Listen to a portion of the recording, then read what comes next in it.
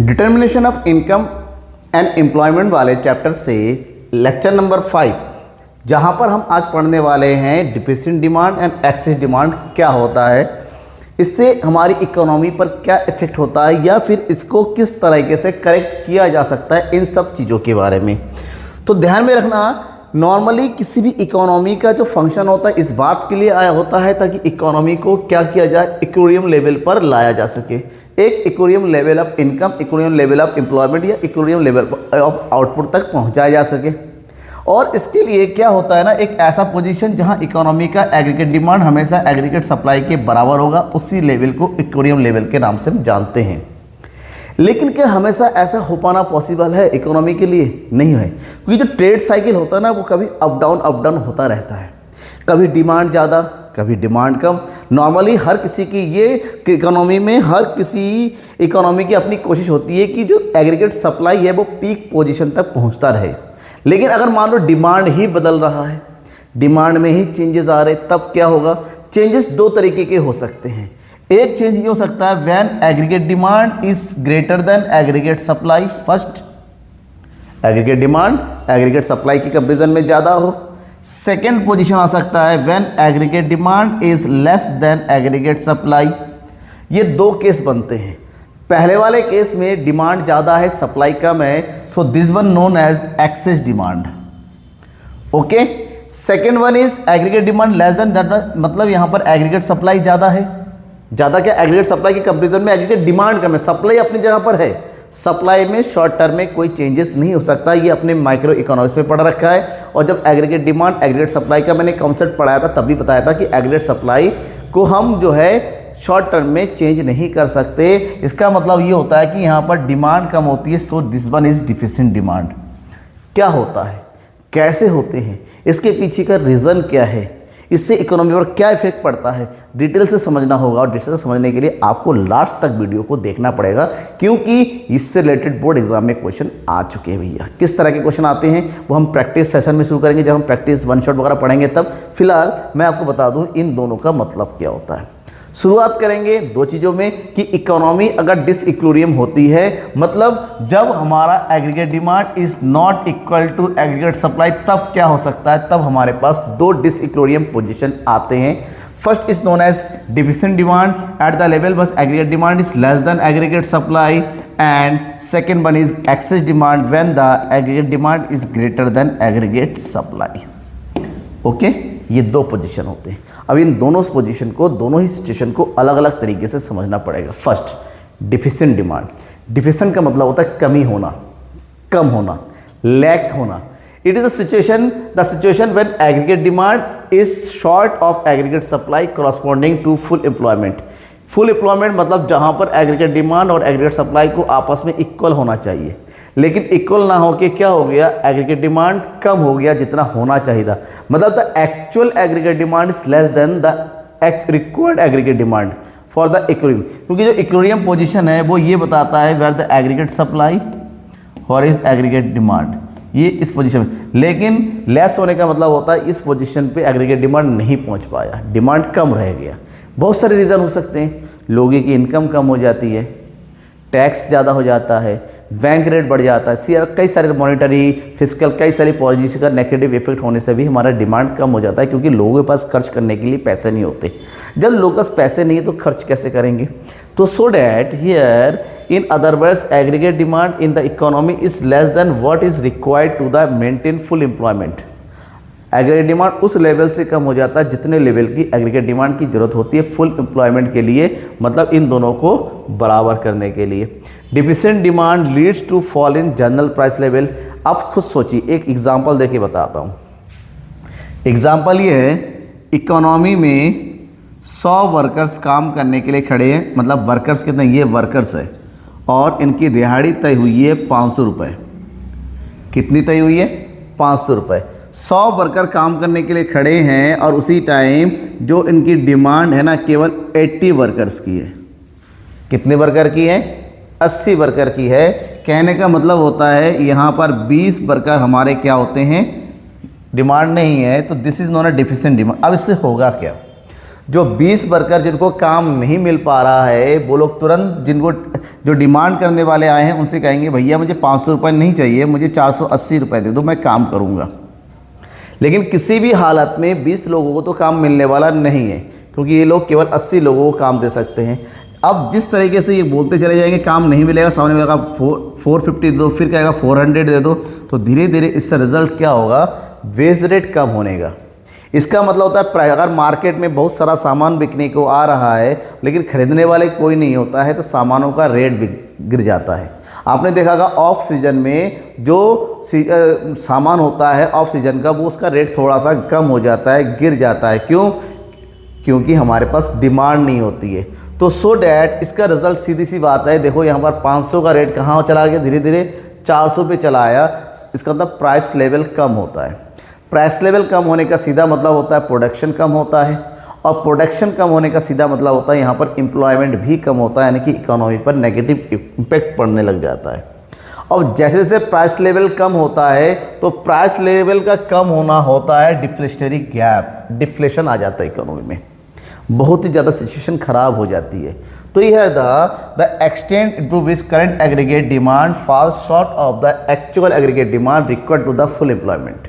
मतलब एम्प्लॉयमेंट के लिए जितना एग्रीगेट डिमांड चाहिए होता है, अगर एग्रीगेट डिमांड उससे कम होता है, when required aggregate demand here is actual aggregate demand, तो इन दोनों का जो डिफरेंस होता है उसको बोलते हैं डिफ्लेशनरी गैप। मतलब जितना डिमांड होना चाहिए उतनी नहीं है, डिमांड उससे कम है। तो जितना कम डिमांड होगा, जितना लो डिमांड होगा, उस कम डिमांड को हम यहाँ पर डिफ्लेशनरी गैप के नाम से जानते हैं। So that deflationary gap is the equal to the difference between the actual level of aggregate demand and the level of aggregate demand to establish full employment level. समझ में आ गया? फुल एम्प्लॉयमेंट होने के लिए जितनी डिमांड होनी चाहिए उससे अगर कम हो डिमांड होती है, दैट इज डिफ्लेशनरी गैप। अब इसको एक डायग्राम के थ्रू हम समझने की कोशिश करते हैं। डायग्राम क्या है? ये जो आपने सीधा डायग्राम देख रहे हैं आप यहाँ पर, this diagram is known as aggregate supply. In short run aggregate supply में चेंजेस नहीं होते हैं, उसका एक लिमिट होता है, वो एक लिमिट तक ही प्रोडक्शन हो सकता है, उसके बाद नहीं बढ़ सकता। सबकी कैपेसिटी अपनी अपनी होती है। हम ही मान के चलते हैं ये एग्रीगेट सप्लाई है, इक्वल होने के लिए यहाँ पर एग्रीगेट डिमांड होना चाहिए, तो ये हो जाएगा फुल एम्प्लॉयमेंट। ये हो जाएगा क्या चीज़? Full employment. ठीक है। लेकिन हुआ क्या? हुआ ये कि एग्रीगेट डिमांड यहाँ पर ना होके एग्रीगेट डिमांड यहाँ बन रहा है। इससे क्या होता है, जो इकोनॉमी लेवल यहाँ होना चाहिए वो अब कहाँ पर होगा? ये एफ पोजीशन पे होगा, ये होगा फुल। इसका मतलब ये हुआ कि हमारा सीधी सी बात है कि जो रेट है वो धीरे धीरे कम हो जाएगा। क्या हो जाएगा? कम हो जाएगा। तो इन दोनों के बीच का जो डिफरेंस होता है ई और जी, इस डिफरेंस को हम बोल देंगे डिफ्लेशनरी गैप। ये होना चाहिए रिक्वायर्ड है, बट ये एक्चुअल है। तो रिक्वायर्ड और एक्चुअल के बीच का जो डिफरेंस है that is difference of E G. That is different कैसे आया? E M minus G M. E M का मतलब होता है रिक्वायर्ड और जी एम का है एक्चुअल। इन दोनों का डिफरेंस होता है E G, and E G is deflationary gap. और डिफ्लेशनरी गैप से होने से क्या होगा? देखिए, पहले प्राइस लेवल हमारा ये इस पोजीशन पे था, अब प्राइस लेवल कहाँ किस पोजीशन पहुंच गया? इस पोजीशन पे। इसका मतलब इकोनॉमी का प्राइस लेवल। अब केवल प्राइस लेवल ही कम नहीं हुआ, अब देखिए हमारा प्रोडक्शन पहले यहाँ होता था, प्रोडक्शन लेवल भी कम हो गया। और जब प्रोडक्शन लेवल कम होता है इसका मतलब जितने लोगों को काम पे रखा गया था उतने प्रोडक्शन के लिए उतने लोगों को नौकरी से निकाल दिया जाएगा, क्योंकि बैठे बैठे भाई किसी को कोई सैलरी तो देने वाला है नहीं। तो deflationary gap leads to down in price with decrease in production, and decrease in production leads to the unemployment level in the economy। आप सबको पता है कि अगर एम्प्लॉयमेंट ना हो, लोग अनएम्प्लॉयड होते हैं, तो धीरे धीरे उनकी इनकम लेवल कम होती है, और उनकी इनकम लेवल कम होने का सीधा मतलब है उनकी जो है डिमांड कम हो जाएगी। ऑलरेडी डिमांड कम थी, उसके चक्कर में उन लोगों का जो नेगेटिव इम्पैक्ट पड़ा उनकी डिमांड भी कम हो जाएगी, और एक ऐसा इकोनॉमी में आ जाएगा कि डिमांड कम होते होते इतनी कम हो जाएगी कि फैक्ट्रियां बंद होने लगेगी, लोगों को नौकरियों से निकाला जाने लगेगा, हालत ख़राब हो जाएगी इकोनॉमी की। और इस इकोनॉमी की हालत ख़राब इतनी ज़्यादा हो जाएगी कि अब कहीं मत। अब बात ये आती है रीज़न क्या है? इकोनॉमी में डिफिशिएंट डिमांड जो होता है ना वो किस रीजन से होता है, आखिर ऐसा कौन सा रीजन होता है जिससे लोगों की एग्रीगेट डिमांड कम हो जाती है। इसका मतलब एग्रीगेट डिमांड कम होने का मतलब होता है मनी सप्लाई कम होता है, जिससे लोगों की इनकम कम हो जाती है। कौन कौन से रीज़न है जिससे लोगों की इनकम कम होती है? क्योंकि भाई जाहिर सी बात है, डायरेक्ट है ना, इनकम नहीं है तो डिमांड नहीं है। जब लोगों जेब में पैसे ही नहीं हैंगे तो डिमांड कैसे करेंगे? खाली जेब में कोई कुछ खरीदेगा थोड़ी ना, पैसे ही नहीं है। इसका मतलब होता है रीज़न क्या है कि इकोनॉमी में पैसे नहीं है। तो first reason is decrease in private consumption expenditure. लोगों का जो प्राइवेट कंजप्शन एक्सपेंडिचर है वो डिक्रीज होता है because of lack of money, because कोई भी सिचुएशन होगा उनकी इनकम नहीं होगी, इनकम नहीं बढ़ी होगी, कोई भी तरीका होता है। Second one, decrease in private investment expenditure. लोगों का इन्वेस्टमेंट भी कम हो गया। यहाँ पर ही वही बात है, क्योंकि लोगों के पास पैसे नहीं थे तो उन्होंने इन्वेस्टमेंट कम करना। अब कंजप्शन एक्सपेंडिचर और इन्वेस्टमेंट दोनों से मिला के एग्रीगेट डिमांड बनता है। अब लोगों के पास पैसे नहीं है, ना खाने को है ना एक दूसरे काम के लिए है। जब पैसे नहीं है तो जाहिर सी बात है एग्रीगेट डिमांड तो कम होना ही है। Next, decrease in government expenditure. Economy ख़राब होने का एक बड़ा रीज़न है कि गवर्नमेंट के पास पैसे नहीं होते इन्वेस्ट करने के लिए, क्योंकि गवर्नमेंट को इन्वेस्ट करना चाहिए इन्वेस्टमेंट इकोनॉमी को आगे बढ़ाने के लिए। Because the lack of decrease, government अपने बजट को कम बनाया, बजट इतना नहीं है कि अपनी डिमांड को पूरा कर सके, सो डैट डिमांड कम होना ही होता है। डिक्रीज इन एक्सपोर्ट, अगर आप अपना एक्सपोर्ट कम कर देते हैं तब भी यहाँ पर एक्सपोर्ट कम होने का मतलब ये हुआ कि बाहर से डिमांड नहीं है, आपका एग्रीगेट डिमांड और कम हो रहा है। इंक्रीज इन इंपोर्ट, अगर आप इंपोर्ट बढ़ाते हैं इसका मतलब बाहर से आप खरीद के लेके आ रहे हैं, माल आ रहा है, जबकि आपका होना चाहिए प्रोडक्शन बढ़े, लेकिन आप तो प्रोडक्शन अपना कम करके बाहर से इंपोर्ट करें। किसी भी इकोनॉमी का इंपोर्ट जितना ज़्यादा होगा इसका मान के चलिए उस इकोनॉमी का एग्रीगेट डिमांड उतना ही कम है और इससे इकोनॉमी पर नेगेटिव इम्पैक्ट पड़ता है। And last is increase in tax rates. अगर टैक्स ज़्यादा है तो लोगों का इनकम का एक बड़ा पार्ट जो है एज ए टैक्स चला जाता है।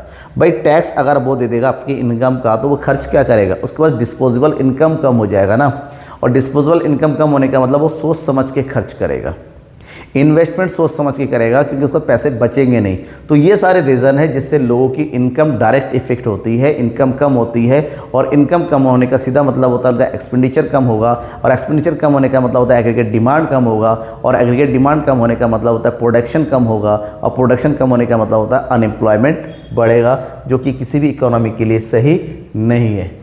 अब बात करते हैं, अगर डिफ्लेशनरी गैप आ जाता है, डिफिशिएंट डिमांड होता है, इकोनॉमी की हालत ख़राब हो रही है, तो इकोनॉमी पर इफ़ेक्ट क्या पड़ेगा? सबसे पहले 3 तरह के इफेक्ट पड़ता है। Impact on output, impact on employment and impact on general price level. First, impact on output. Because you have less than aggregate demand, आपकी जो सप्लाई की कंपेरिजन में एग्रीगेट डिमांड कम है, आपने 100 सामान प्रोड्यूस किया, अब 80 बिका है, तो आपके पास 20 यूनिट माल पड़ा हुआ है। इसका मतलब नेक्स्ट टाइम जब प्रोडक्शन करेंगे आप केवल 80 का प्रोडक्शन करेंगे, क्योंकि 20 यूनिट्स आपके पास पहले से रखा है। धीरे धीरे यही सिलसिला कम चलता रहेगा, और इससे धीरे धीरे क्या होगा, आपकी प्रोडक्शन कम होती चली जाएगी। That means in the situation of deficient demand, production of the economy decrease, production कम हो जाएगी।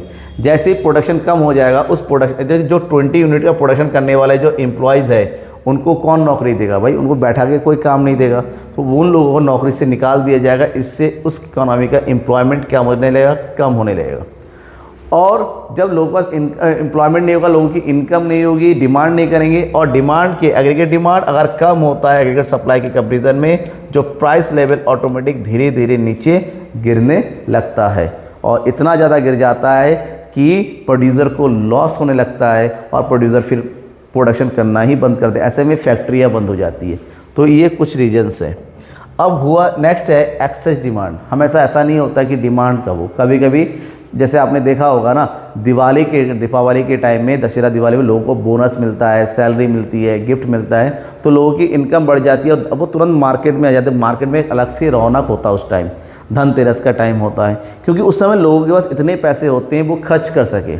उधर फसल कटा हुआ होता है, लोगों के पास पैसे आ जाते हैं, तो लोगों के पास पैसे, जब इतने ज़्यादा पैसे होते हैं ना, वो मार्केट में आ जाते हैं, क्योंकि लोगों जब पैसे होते हैं उनका जेब खुजलाने लगता है, हाथ खुजता है, भाई खर्च करो, कहाँ खर्च करें, तो वो खर्च करने लगेंगे। जैसे ही मार्केट में सप्लाई है उसके कंपेरिजन में डिमांड ज़्यादा होती है, तो इससे क्या होता है ना, महंगाई बढ़ जाती है। क्यों बढ़ती है? क्योंकि डिमांड ज़्यादा है। भाई माल जो है 100 क्वांटिटी यूनिट्स का बिकने के लिए आया है, लेकिन 120 यूनिट्स की डिमांड है, ठीक है।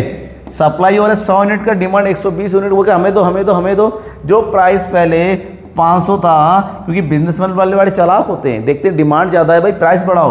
वो 500 कहेगा नहीं हम 500 में नहीं बेचेंगे, अगर आपको 550 में लेना है तो ले लो। अगला कहेगा ठीक है मुझे दे दो। फिर अगर जिसको माल नहीं मिलेगा वो भी कहेगा नहीं मुझे दो।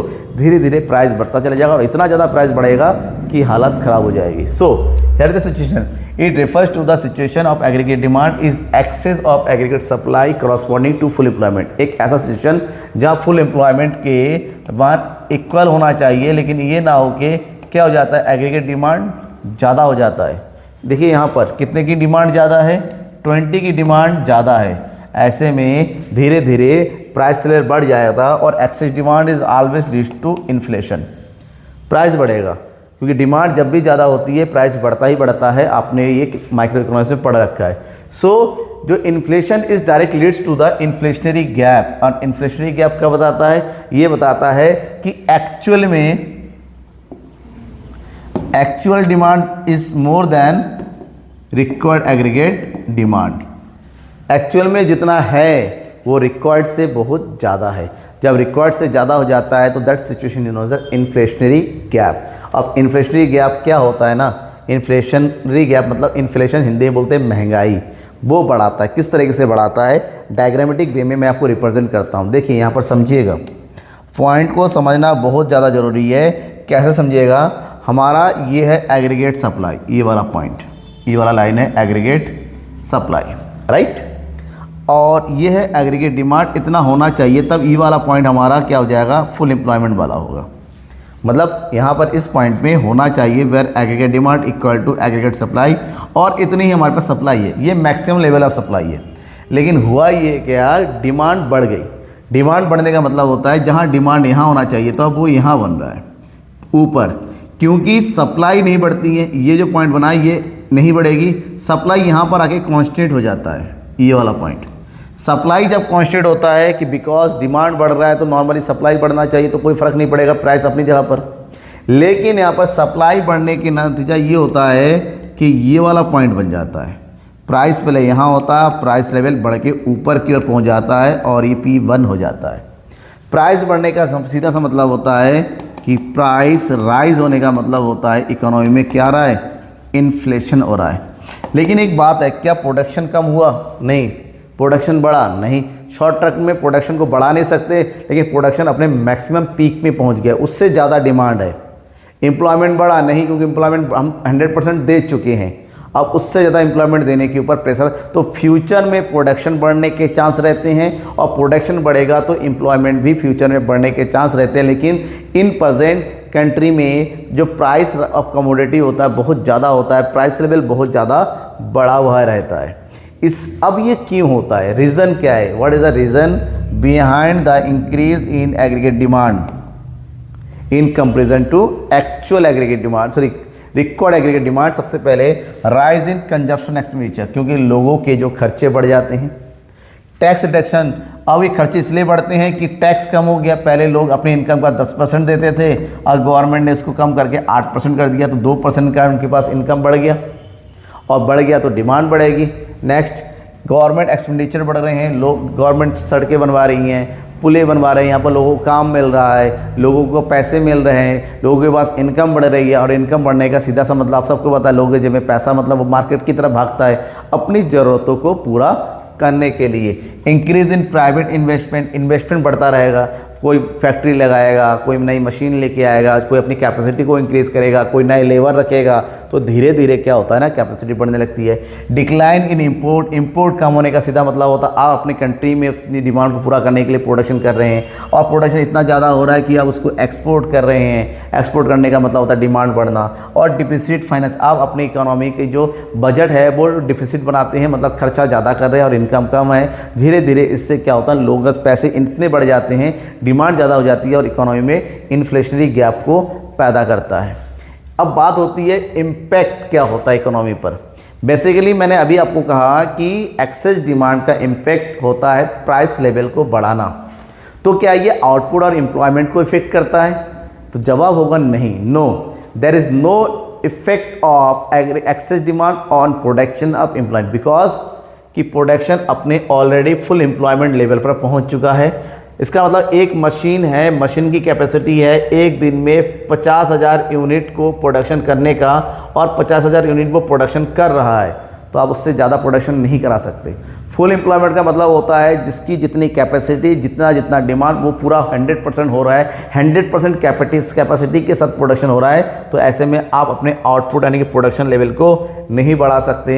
जब प्रोडक्शन लेवल नहीं बढ़ेगा, इसका मतलब होता है 100% लोग, जितने लोग काम करने खड़े हैं उस सबको काम मिल जा रहा है, तो हम अपनी एम्प्लॉयमेंट लेवल भी नहीं बढ़ा सकते। लेकिन डिमांड इतनी बढ़ रही है जिसके चक्कर में इकोनॉमी का प्राइस लेवल धीरे धीरे बढ़ता हुआ चला जाता है। डायग्राम में अभी आपने देखा,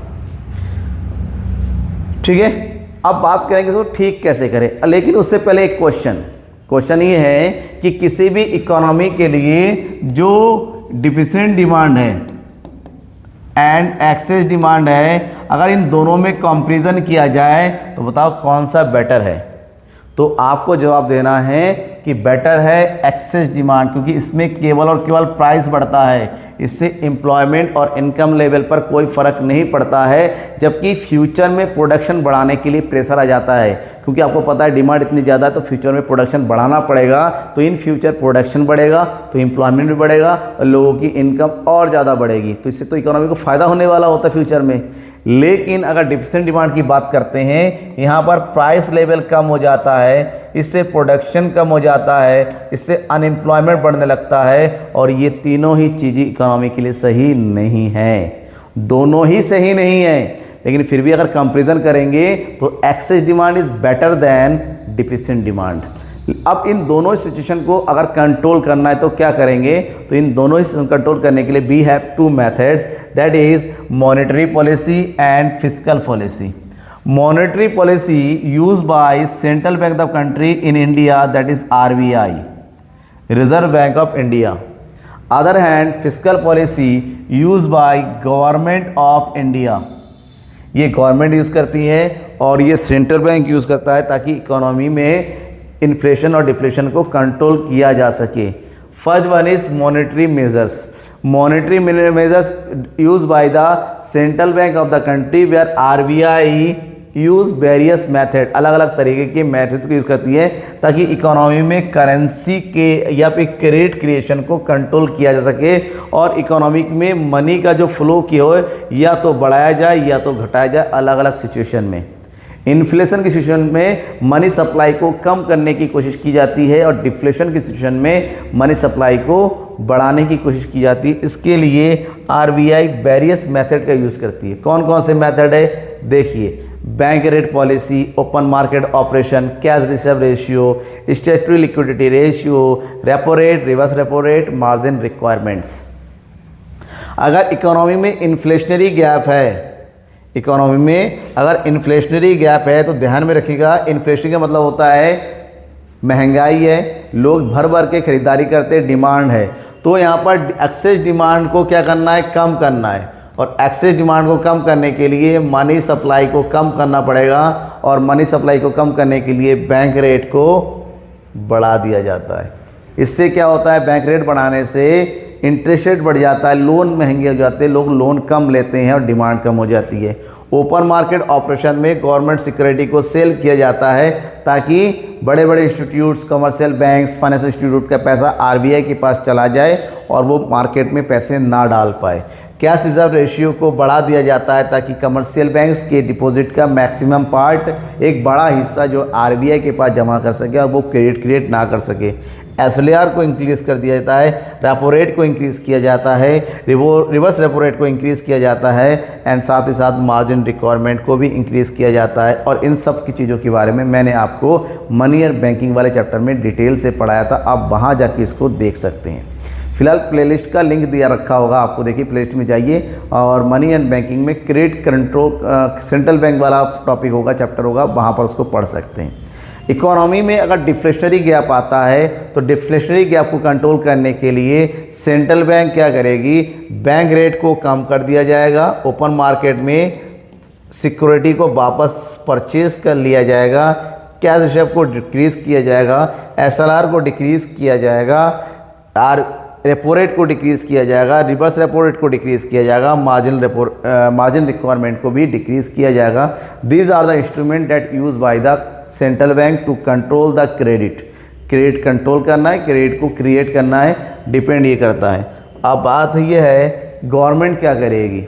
गवर्नमेंट भी एक अहम रोल प्ले करती है इकोनॉमी की इन्फ्लेशन और डिफ्लेशन को कंट्रोल करने के लिए। गवर्नमेंट की पॉलिसी को फिस्कल मेजर्स के नाम से जाना जाता है और यहाँ पर फिस्कल मेजर्स में गवर्नमेंट जो है ना टैक्स पॉलिसी यूज़ करती है, अपनी एक्सपेंडिचर पॉलिसी यूज़ करती है। तो fiscal policy is the government's revenue and expenditure policy. In this situation excess demand government use various instrument to fiscal policy to reduce the budgetary deficit. Budgetary deficit is excess of the government expenditure over the government revenue. अगर economy में क्या है deficit demand है तो government ये सोचती है economy deficit demand इसलिए है क्योंकि लोगों के पास काम धाम नहीं है, तो गवर्नमेंट अपने खर्चे को बढ़ाती है, पब्लिक एक्सपेंडिचर को, और गवर्नमेंट टैक्स कम कर देती हैं। तो यहाँ पर गवर्नमेंट के पास वेरियस मेथड होते हैं यूज़ करने के लिए। First is known as revenue policy. Revenue policy में गवर्नमेंट क्या करती है, अपने टैक्स को रिड्यूस करती है, और टैक्स रिड्यूस किया जाता है to control the deficit demand.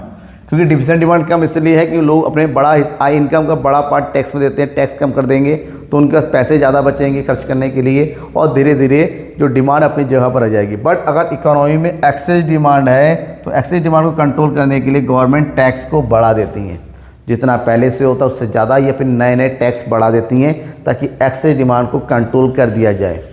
Second is expenditure policy.